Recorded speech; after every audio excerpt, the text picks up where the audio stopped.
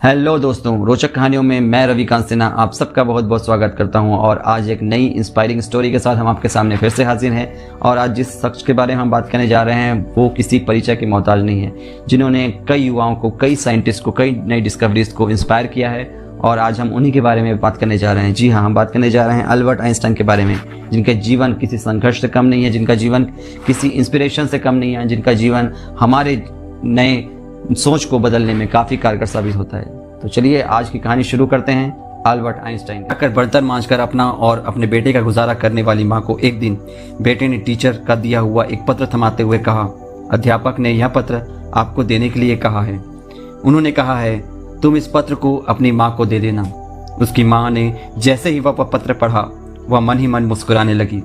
माँ को मुस्कुराता देख बेटे ने खुशी का कारण पूछा, जिस पर माँ ने बड़े प्यार से बेटे के सिर पर अपनी ममता का हाथ फेरते हुए कहा, बेटा इसमें लिखा है कि आपका बेटा कक्षा में सबसे होशियार है। हमारे पास ऐसे अध्यापक नहीं हैं जो आपके बच्चे को पढ़ा सके, इसलिए आप इसका एडमिशन किसी और स्कूल में करवा दीजिए। लड़का यह सुनकर बहुत खुश हो गया और मन लगाकर पढ़ने लगा। माँ ने बेटे का एडमिशन दूसरे स्कूल में करवा दिया। बच्चे ने खूब मन लगाकर पढ़ाई की और आगे चलकर अपनी मेहनत के दम पर एक महान वैज्ञानिक अल्बर्ट आइंस्टाइन बना।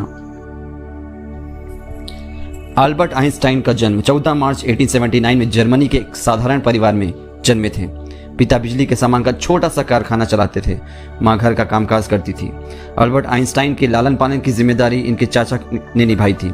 चाचा ने अपनी जिज्ञासु और जहीन भतीजे में छिपी प्रतिभा को ताड़ लिया था और बचपन में ही उनकी प्रतिभा को विज्ञान की ओर मोड़ा था। चाचा उन्हें जो उपहार देते थे उनमें अनेक वैज्ञानिक यंत्र होते थे। उपहार में चाचा से प्राप्त कुतुबनुमा ने उनकी विज्ञान के प्रति रुचि को जगा दिया था। उनकी माता हंसी में कहा करती थी, मेरा अल्बर्ट बड़ा होकर प्रोफेसर बनेगा। उनकी हंसी में कही हुई बात सचमुच सत्य होकर रही। 1909 में वे म्यूनिक के विश्वविद्यालय में प्रोफेसर बन गए। फिर कुछ वर्ष के बाद केसर विलियम संस्थान विश्वविद्यालय विज्ञान संस्थान के निदेशक भी बनाए गए। वे कोरे बुद्धिवादी वैज्ञानिक नहीं थे, वे वरन उदार मानव भी थे। वे एक भावनाशील हृदय प्रधान मानव थे। जब जर्मनी में हिंसा और उत्पीड़न का तांडव खड़ा गया तो आइंस्टाइन ने इस कृत्य को घोर निंदा की और उन्हें इसी कारण जर्मनी छोड़ देना भी पड़ा। स्वयं को वे साधारण सा व्यक्ति मानते थे। अपने समकालीन महापुरुषों में उनकी गांधी जी के प्रति अनन्य भक्ति श्रद्धा थी। गांधी जी की मृत्यु पर उन्होंने कहा था, आने वाली पीढ़ियां इस बात पर विश्वास नहीं करेगी कि इस प्रकार का व्यक्ति हाड़ मांस के पुतले के रूप में पृथ्वी पर विचरण करता था। वे अपने को गांधी जी से बहुत छोटा मानते थे। उन्होंने तत्कालीन भारतीय राजदूत गगन भाई मेहता से कहा था, मेरी तुलना उस महान व्यक्ति से ना करो जिन्होंने मानव जाति के लिए बहुत कुछ किया है। मैं तो उनके सामने कुछ भी नहीं हूँ। वे स्वयं को साधारण सा व्यक्ति प्रदर्शित करना चाहते थे, किंतु उन्हें सर्वत्र सम्मान व प्रसिद्धि ही मिलती थी। अल्बर्ट आइंस्टाइन नोबेल पुरस्कार प्राप्त करने स्टॉकहोम गए तो उन्होंने अपना वही पुराना चमड़े का घिसा जैकेट पहना था। यह जैकेट उनके एक मित्र ने उन्हें वर्षों पहले दिया था। उनकी इस साधारणता में भी एक ऐसी असाधारणता थी कि उन्हें भी सभी गणमान्य व्यक्तियों ने अपने पास बिठाया और सम्मान दिया। एक प्रसंग के अनुसार एक बार कोलंबिया के प्रसिद्ध साहित्यकार डॉक्टर प्रोफेसर फ्रैंक आइकर्ट लॉट ने अल्बर्ट आइंस्टाइन के सम्मान में प्रति सम्मेलन आयोजित किया। उपस्थित मेहमानों के सम्मुख कुछ बोलने के लिए जब आइंस्टाइन से आग्रह किया गया तो वह उठ खड़े हुए और बोले, सज्जनों, मुझे खेद है कि मेरे पास आप लोगों के लिए कहने के लिए कुछ भी नहीं है। इतना कहकर आइंस्टाइन अपनी जगह पर बैठ गए। मेहमानों पर प्रतिक्रिया अच्छी नहीं हुई। आइंस्टाइन ने असंतोष भांप लिया और पुनः मंच पर पहुंचे, मुझे क्षमा कीजिएगा, जब भी मेरे पास कहने के लिए कुछ होगा मैं स्वयं आप लोगों के सम्मुख उपस्थित हो जाऊंगा। 6 वर्ष बाद डॉक्टर ऑटे लॉटे को आइंस्टाइन का तार मिला, बंधु, अब मेरे पास कहने जैसा कुछ है। शीघ्र ही प्रति सम्मेलन का आयोजन हुआ। इस बार आइंस्टाइन ने अपनी क्वांटम सिद्धांत की व्याख्या की, जो किसी भी मेहमान के पल्ले नहीं पड़ा। एक अन्य प्रसंग के अनुसार प्रसिद्ध वैज्ञानिक अल्बर्ट आइंस्टाइन जिस पॉलिटेक्निक में पढ़ते थे वहाँ गणित के शिक्षक थे हरमन मिनोस्की। वह आइंस्टाइन को ऐसा आलसी व्यक्ति मानते थे जो कक्षा में शायद ही कभी उपस्थित रहता हो। कारण यह था कि आइंस्टाइन अलग किस्म के छात्र थे। किसी शिक्षक ने उन्हें समझा ही नहीं। आइंस्टाइन के अन्य शिक्षक की राय भी उनके बारे में बहुत अच्छी नहीं थी। वक्त गुजर गया और एक दिन महान वैज्ञानिक अल्बर्ट आइंस्टाइन की माँ का भी निधन हो गया। माँ की मृत्यु के बाद जब एक दिन आइंस्टाइन ने माँ की अलमारी खोली तो पाया उसमें से उनके टीचर का लिखा हुआ वही पत्र था जो उन्होंने कभी उस छोटे से बच्चे को उसकी माँ को देने के लिए कहा था। आइंस्टाइन ने वह पत्र खोला और पढ़ने लगे। आपको यह बताते हुए हमें बहुत दुख है कि आपका बेटा पढ़ाई लिखाई में बहुत ही कमज़ोर है। जिस तरह से इसकी उम्र बढ़ रही है उस तरह से इसकी बुद्धि का विकास नहीं हो रहा है, इसलिए हम इसे स्कूल से निकाल रहे हैं। आप इसका एडमिशन किसी दूसरे स्कूल में करवा दीजिए, नहीं तो घर में इसे पढ़ाइए।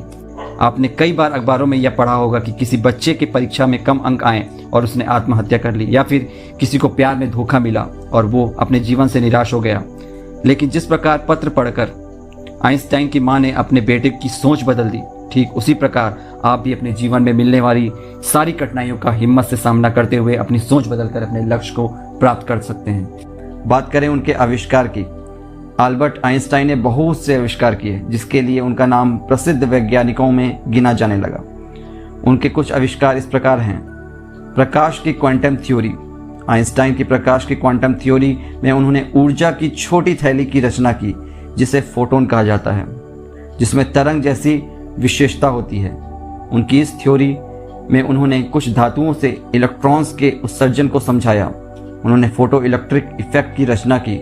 इस थ्योरी के बाद उन्होंने टेलीविज़न का आविष्कार किया, जो कि दृश्य को शिल्प विज्ञान के माध्यम से दर्शाया जाता है।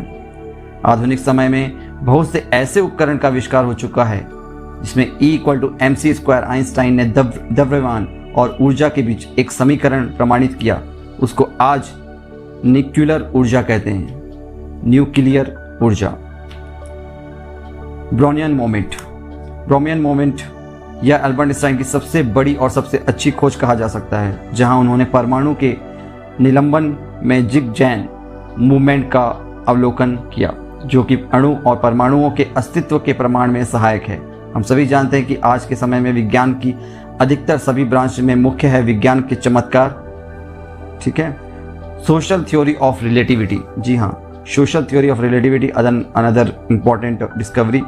अल्बर्ट आइंस्टाइन की इस थ्योरी में समय और गति के संबंध में समझाया है। ब्रह्मांड में प्रकाश की गति को निरंतर और प्रकृति के नियम के अनुसार बताया गया है। General theory of relativity. Albert Einstein ने प्रस्तावित किया कि गुरुत्वाकर्षण स्पेस टाइम कॉन्टिन्यूम में कर्व क्षेत्र है, जो कि द्रव्यमान के होने को बताता है। ज्यूरिख विश्वविद्यालय में उनको प्रोफेसर की नियुक्ति मिली। लोगों ने उन्हें महान वैज्ञानिक मानना शुरू कर दिया। सन 1905 में 26 वर्ष की आयु में उन्होंने सापेक्षता का सिद्धांत प्रतिपादित किया, जिसने उन्हें विश्व विख्यात कर दिया। इस विषय पर उन्होंने केवल 4 लेख लिखे थे, जिन्होंने भौतिकी का चेहरा बदल दिया। इस सिद्धांत का प्रसिद्ध समीकरण E=mc² है, जिसके कारण ही परमाणु बम बन सका। इसी के कारण इलेक्ट्रॉनिक आय की बुनियाद रखी गई। इसी के कारण ध्वनि, चलचित्र और टीवी पर शोध हो सके। आइंस्टाइन को अपनी इस खोज के लिए विश्व प्रसिद्ध नोबेल पुरस्कार मिला था।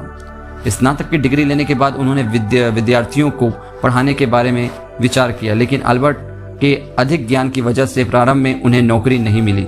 सन 1902 में अल्बर्ट आइंस्टाइन को स्विट्जरलैंड के बर्न शहर में एक अस्थायी नौकरी मिल गई। अब उन्हें अपने शोध लेखों को लिखने और प्रकाशित कराने का बहुत समय मिला। उन्होंने डॉक्टरेट की डिग्री प्राप्त करने के लिए मेहनत करना शुरू कर दिया और अंत में उन्हें डॉक्टरेट की उपाधि मिल गई। उनके मुख्य विचार इस प्रकार हैं। 2 चीजें अनंत हैं, ब्रह्मांड और मनुष्य की मूर्खता, और मैं ब्रह्मांड के बारे में दृढ़ता से नहीं कह सकता। जिस व्यक्ति ने कभी गलती नहीं की, उसने कभी कुछ नया करने की कोशिश ही नहीं की। प्रत्येक इंसान जीनियस है, लेकिन यदि आप किसी मछली को उसकी पेड़ पर चढ़ने की योग्यता से जज करेंगे तो वे अपनी पूरी जिंदगी यह सोचकर जिएगी कि वह मूर्ख है।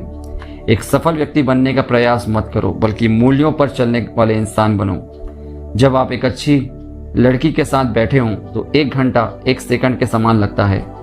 जब आप धधकते अंगारे पर बैठे हों तो 1 सेकंड 1 घंटे के समान लगता है। यही सापेक्षता है। क्रोध मूर्खों की छाती में ही बसता है। यदि मानव जीवन को जीवित रखना है तो हमें बिल्कुल नई सोच की आवश्यकता होगी। इंसान को यह देखना चाहिए कि क्या है, यह नहीं है कि उसके अनुसार क्या होना चाहिए। कोई भी समस्या चेतना के उसी स्तर पर रहकर नहीं हल की जा सकती जिस पर वह उत्पन्न हुई है। बिना सवाल किसी अधिविक्त व्यक्ति का सम्मान करना सत्य के खिलाफ जाना है। बीते हुए कल से सीखना और आज में जीना कल के लिए आशा रखना सबसे महत्वपूर्ण चीज़ है। प्रश्न पूछना बंद मत करना। मूर्खता और बुद्धिमता में यह फ़र्क है कि बुद्धिमता की एक सीमा होती है। ज़िंदगी एक तरह से साइकिल को चलाने के समान है। जिस प्रकार आगे बढ़ने के लिए हमें साइकिल पर संतुलन की ज़रूरत होती है, उसी तरह संतुलित जीवन जीकर हम जिंदगी में आगे बढ़ सकते हैं। यदि आप किसी कार्य को करने के सारे नियम जानते हैं तो आप उस कार्य को किसी भी तरीके से बेहतर तरीके से कर सकते हैं। समुद्री जहाज किनारों पर सबसे ज़्यादा सुरक्षित है, पर वे किनारों पर खड़े रहने के लिए नहीं बना है। अल्बर्ट आइंस्टाइन के बारे में कुछ इंपॉर्टेंट रोचक तथ्य इस प्रकार हैं। अल्बर्ट आइंस्टाइन एक दिन कहीं भाषण देने जा रहे थे। रास्ते में जाते समय उनके ड्राइवर ने उनसे कहा कि मैं आपका भाषण इतनी बार सुन चुका हूँ कि लोगों के सामने मैं ही आपका भाषण दे सकता हूँ। उसकी बात सुनकर उन्होंने उसे कहा, ठीक है, आज तुम ही मेरी जगह भाषण दे देना। आइंस्टाइन ने ड्राइवर की पोशाक पहनकर उसका स्थान ले लिया और अपना स्थान ड्राइवर को दे दिया। भाषण हॉल में ड्राइवर ने सचमुच आइंस्टाइन जैसे ही धुआंधार भाषण दिया। भाषण देने के बाद जब लोगों ने प्रश्न पूछने शुरू किए और ड्राइवर पूरे आत्मविश्वास के साथ जवाब भी सही दिए, किंतु किसी एक ने ऐसा कठिन प्रश्न पूछ लिया कि ड्राइवर को उसका उत्तर नहीं पता था।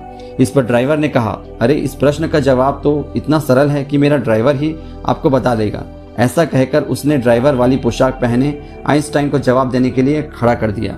महान वैज्ञानिक अल्बर्ट आइंस्टाइन अपने दिमाग में ही शोध का विजुअल प्रयोग कर खाका तैयार कर लेते थे। यह उनके लैबोरेटरी प्रयोग से ज़्यादा सटीक होता था। आइंस्टाइन को उनके प्रयोग के लिए नोबेल पुरस्कार से सम्मानित किया गया था, लेकिन इसके साथ मिलने वाली राशि पर उनका अधिकार नहीं हो पाया। यह राशि उनके तलाक के दौरान बीवी से सेटलमेंट के दौरान देनी पड़ी। भले ही आइंस्टाइन को दुनिया में सबसे महान वैज्ञानिक माने, लेकिन वे बचपन में सीखने और पढ़ने में कमज़ोर और धीमे थे। वे यूनिवर्सिटी में दाखिले के लिए पहले एंट्रेंस एग्जाम में फेल हो गए थे। एक पैथोलॉजिस्ट ने आइंस्टाइन के शव परीक्षण के दौरान उनका दिमाग चुरा लिया था।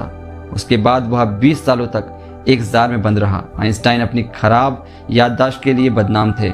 यह सच है कि वे अक्सर तारीखें, नाम और फ़ोन नंबर भूल जाते थे। जर्मन वैज्ञानिक आइंस्टाइन को इजराइल के राष्ट्रपति पद का प्रस्ताव दिया गया, लेकिन उन्होंने इसे विनम्रतापूर्वक मना कर दिया। इतने बड़े वैज्ञानिक के साथ कोई विवाद ना हो, ऐसा हो नहीं सकता। सन 1902 में एक अवैध संतान के पिता बने। 1879 में जन्मे आइंस्टाइन को कानूनी रूप से 1909 और 1919 में 2 शादियां हुई थी। आइंस्टाइन समेत डार्विन, एलन पोई और सद्दाम हुसैन जैसी हस्तियों ने अपनी पहली शादी कजिन से की थी। बात करें उनकी मृत्यु की, आइंस्टाइन की मृत्यु के बाद उनके परिवार की अनुमति के बिना उनका दिमाग निकाल लिया गया। यह अनैतिक कार्य डॉक्टर थॉमस हार्वे ने उनके दिमाग पर रिसर्च करने के लिए किया। 1975 में उनके बेटे हंस की आज्ञा से उनके दिमाग के 240 सैंपल कई वैज्ञानिकों के पास भेजे, जिन्हें देखने के बाद उन्होंने पाया कि उनके दिमाग में आम इंसान से ज़्यादा सेल की गिनती हुई। तो दोस्तों, ये थी अल्बर्ट आइंस्टाइन की कहानी। उम्मीद है ये कहानी आपको पसंद आई होगी, और अगर पसंद आई है तो हमारे चैनल रोचक कहानियों को सब्सक्राइब कर लीजिए और देखते रहिए। रोचक कहानियाँ मिलते हैं अगली कहानी के साथ और इंस्पायरिंग स्टोरी के साथ। तब तक अपना ध्यान रखिए। Tata, bye bye.